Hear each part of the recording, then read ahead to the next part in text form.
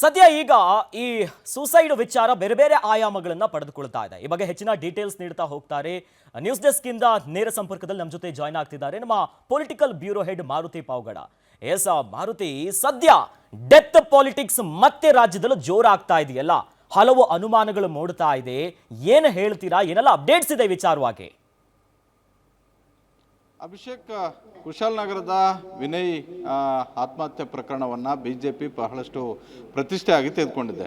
ಈ ಆತ್ಮಹತ್ಯೆ ಹಿಂದೆ ಇರುವಂಥದ್ದೇ ಕಾಂಗ್ರೆಸ್ನ ಇಬ್ಬರು ಶಾಸಕರು ಅನ್ನುವಂಥ ಒಂದು ಗಂಭೀರ ಆರೋಪವನ್ನು ಬಿಜೆಪಿ ನಾಯಕರು ಮಾಡ್ತಾ ಇರುವಂಥದ್ದು. ಯಾಕಂತ ಹೇಳಿದ್ರೆ ಅದೇ ವಿಚಾರವನ್ನು ವಿನಯ್ ಅವರು ಕೊನೆಯದಾಗಿ ಕಳಿಸಿರುವಂತಹ ವಾಟ್ಸಪ್ ಮೆಸೇಜಲ್ಲಿ ಹೇಳಿದ್ದಾರೆ. ಹೀಗಾಗಿ ಈ ವಾಟ್ಸಪ್ ಮೆಸೇಜನ್ನೇ ಡೆತ್ ನೋಟ್ ಅಂತ ಪರಿಗಣಿಸಬೇಕು. ಅವರು ಹೇಳಿರುವಂಥ ಯಾರೆಲ್ಲ ಹೆಸರುಗಳನ್ನು ಪ್ರಸ್ತಾಪ ಮಾಡಿದಾರೋ ಅವರ ಎಲ್ಲರ ವಿರುದ್ಧವೂ ಕೂಡ FIR ಆಗಬೇಕು ಅಂತ ನಿನ್ನೆ ಪೊಲೀಸರು ಮಾಡಿರುವಂತಹ FIR ಅಲ್ಲಿ ಅವರ ಹೆಸರುಗಳು ಇಲ್ಲ ಅನ್ನುವಂತಹ ಒಂದು ಆಕ್ಷೇಪ ಮತ್ತು ಅಸಮಾಧಾನ ಆ ಕುಟುಂಬದವರದ್ದು ಇದೆ. ಅದೇ ರೀತಿ ಆ ಕುಟುಂಬಕ್ಕೆ ಸಾಥ್ ಕೊಡುವಂಥ ಒಂದು ರೀತಿಯಲ್ಲಿ ಬಿಜೆಪಿ ನಾಯಕರು ಕೂಡ ಹೇಳ್ತಾ ಇರುವಂಥದ್ದು. ಆದರೆ ಇಲ್ಲಿ ಚರ್ಚೆ ಆಗ್ತಾ ಇರುವಂತಹದ್ದೇ ಬೇರೆ ವಿಚಾರಗಳು. ಇದನ್ನು ಪೊಲಿಟಿಸೈಸ್ ಮಾಡುವಂಥ ಒಂದು ಕೆಲಸ ಬಿಜೆಪಿ ಮಾಡ್ತಿದೆ ಅನ್ನುವಂಥ ಒಂದು ಆರೋಪವನ್ನು ಕಾಂಗ್ರೆಸ್ನ ಇಬ್ಬರು ಶಾಸಕರು ಕೂಡ ಮಾಡ್ತಾ ಇದ್ದಾರೆ. ಒಂದು ಕಡೆ ಮಂತರಗೌಡ, ಮತ್ತೊಂದು ಕಡೆ ಪೊನ್ನಣ್ಣ. ಇಬ್ಬರು ಕೂಡ ಈ ಆತ್ಮಹತ್ಯೆಗೂ ನಮಗೂ ಯಾವುದೇ ಸಂಬಂಧ ಇಲ್ಲ. ವಿನಯ್ ಅವರು ನಮಗೆ ಗೊತ್ತಿತ್ತು, ಫೇಸ್ಬುಕ್ಕಲ್ಲಿ ಆಗಿರ್ಬೋದು, ಸೋಷಿಯಲ್ ಮೀಡಿಯಾದಲ್ಲಿ ಭಾಳಷ್ಟು ಆ್ಯಕ್ಟಿವ್ ಇದ್ದಂತಹ ಮನುಷ್ಯ. ಆದರೆ ನಾವು ಯಾವತ್ತೂ ಕೂಡ ಅವರಿಗೆ ಪ್ರಾಣ ಬೆದರಿಕೆ ಹಾಕುವಂಥ ಒಂದು ಕೆಲಸ ಮಾಡಿಲ್ಲ ಅನ್ನುವಂಥದ್ದನ್ನು ಹೇಳ್ತಿರುವಂಥದ್ದು. ವಿನಯ್ ಕಳೆದ 1 ವರ್ಷದಿಂದಲೂ ಕೂಡ ಸುದೀರ್ಘವಾಗಿ ಇಡೀ ಕ್ಷೇತ್ರಕ್ಕೆ ಸಂಬಂಧಪಟ್ಟಂತೆ ಆಗಾಗ್ಗೆ ಅಷ್ಟು ವಿಚಾರಗಳನ್ನು ವಾಟ್ಸಪ್ ಗ್ರೂಪ್ಗಳಲ್ಲಿ ಆಗ್ತಾಯಿದ್ರು, ಜೊತೆಗೆ ಸೋಷಿಯಲ್ ಮೀಡಿಯಾದಲ್ಲಿ ಮಾತನಾಡ್ತಾ ಇದ್ರು. ಇದೇ ವಿಚಾರಕ್ಕೆ ಸಂಬಂಧಪಟ್ಟಂತೆ ಇಬ್ಬರು ಶಾಸಕರು ಕೂಡ ಕೆರಳಿ ಕೆಂಡ ಆಗಿದ್ರು ಅನ್ನುವಂಥದ್ದು. ಹೀಗಾಗಿ ಪೊಲೀಸರ ಮೇಲೆ ಒತ್ತಡ ಹಾಕಿ ಪದೇ ಅವರ ವಿರುದ್ಧ ದೂರು ದಾಖಲು ಮಾಡುವಂಥ ಒಂದು ಕೆಲಸಗಳು ಆಗಿದ್ವು. ಹೀಗಾಗಿ ಇದಕ್ಕೆ ಮನನೊಂದೆ ಕೊನೆಗೆ ಜಾಮೀನು ಪಡೆದ ಬಳಿಕ ಅವರು ಈ ಆತ್ಮಹತ್ಯೆಗೆ ಶರಣಾಗಿದ್ದಾರೆ. ಇದಕ್ಕೆ ನ್ಯಾಯ ಸಿಗಬೇಕು.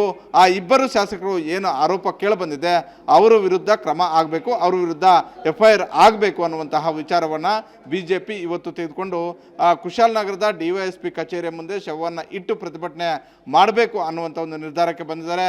ಈಗಾಗಲೇ ರಾಜ್ಯಾಧ್ಯಕ್ಷರಾದಂತಹ ವಿಜೇಂದ್ರ ಹಾಗೂ ಮಾಜಿ ಸಂಸದರಾದಂತಹ ಪ್ರತಾಪ್ ಸಿಂಹ, MLC ರವಿಕುಮಾರ್ ಸೇರಿದಂತೆ ಹಲವು ನಾಯಕರುಗಳು ಕುಶಾಲನಗರಕ್ಕೆ ಆಗಮಿಸಿದ್ದಾರೆ. ಕುಶಾಲನಗರದಲ್ಲಿ ಈ ಅಪ್ಪಚ್ಚು ರಂಜನ್ ಹಾಗೂ ನಿನ್ನೆಯಿಂದಲೂ ಕೂಡ ಬೋಪಯ್ಯ ಅವರು ಈ ಪ್ರತಿಭಟನೆ ಯಾವ ರೀತಿಯಾಗಿ ಇರಬೇಕು, ಸರ್ಕಾರಕ್ಕೆ ಯಾವ ರೀತಿಯಾಗಿ ಬಿಸಿ ಮುಟ್ಟಿಸಬೇಕು, ಬಿಜೆಪಿಯ ಕಾರ್ಯಕರ್ತರನ್ನು ಯಾವ ರೀತಿಯಾಗಿ ಟಾರ್ಗೆಟ್ ಮಾಡ್ತಾ ಇದ್ದಾರೆ, ಈ ಎಲ್ಲ ವಿಚಾರಗಳನ್ನ ಇಟ್ಕೊಂಡು ಇವತ್ತು ಬಹುತೇಕ ರೋಷಾಗ್ನಿ ಒಂದು ರೀತಿ ಕೇಸರಿಯ ಪಡೆ ಅಲ್ಲಿ ಕುಶಾಲನಗರದಲ್ಲಿ ಬೀಡುಬಿಟ್ಟಿದೆ. ಬಹುತೇಕ 11 ಗಂಟೆಯ ಬಳಿಕ ಬಹುದೊಡ್ಡದಾದಂಥ ಒಂದು ಪ್ರತಿಭಟನೆ ಸರ್ಕಾರದ ವಿರುದ್ಧ ಆಗುವಂತಹ ಎಲ್ಲ ಸಾಧ್ಯತೆಗಳು ಕೂಡ ಇದ್ದಾವೆ.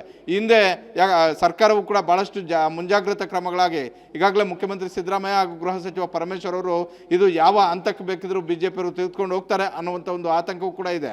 ಹಿಂದೆ ಟಿಪ್ಪು ಜಯಂತಿ ಸಂದರ್ಭದಲ್ಲಿ ವಿರೋಧ ಮಾಡುವಂಥ ಸಂದರ್ಭದಲ್ಲಿ ಕುಟ್ಟಪ್ಪ ಪ್ರಕರಣ ಕಾಂಗ್ರೆಸ್ ಸರ್ಕಾರದ ಮುಂದೆ ಇರೋದ್ರಿಂದ 2013ರ ಸರ್ಕಾರದಲ್ಲಿ ಇಂಥದ್ದೇ ಒಂದು ಪ್ರಕರಣಗಳು ಆಗಿತ್ತು. ಆಗಲೂ ಕೂಡ ಕಾನೂನು ಸುವ್ಯವಸ್ಥೆ ಪೊಲೀಸರ ಕೈ ದಾಟಿ ಹೋಗಿ ಭಾಳಷ್ಟು ಅನಾಹುತಗಳಾಗಿದ್ವು.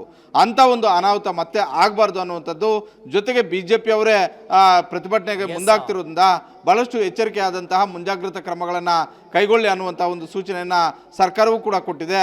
ಒಟ್ಟಾರೆ ಇವತ್ತು ಕುಶಾಲನಗರ ಈ ವಿನಯ್ ಪ್ರಕರಣದಲ್ಲಿ BJP ನಾಯಕರು ಎಲ್ಲರೂ ಕೂಡ ಅಲ್ಲಿ ಆಗಮಿಸ್ತಾ ಇರೋದ್ರಿಂದ ಬಹುತೇಕ ಸಂಜೆವರೆಗೂ ಕೂಡ ಸರ್ಕಾರದ ವಿರುದ್ಧ ದೊಡ್ಡದಾದಂಥ ಒಂದು ಪ್ರತಿಭಟನೆ ಇದ್ದೇ ಇರುತ್ತೆ. ಒಂದಂತೂ ಸ್ಪಷ್ಟ, BJPಯ ಕಾರ್ಯಕರ್ತರನ್ನ ಪದೇ ಸರ್ಕಾರ ಟಾರ್ಗೆಟ್ ಮಾಡ್ತಾ ಇದೆ ಅನ್ನುವಂಥದ್ದನ್ನ ಹಿಂದೆನೂ ಕೂಡ ಪ್ರಿಯಾಂಕಾ ಖರ್ಗೆ ಅವರ ವಿರುದ್ಧವೂ ಕೂಡ ಆರೋಪ ಮಾಡಿದ್ರು. ಈಗ ಮಾಹಿತಿಗೆ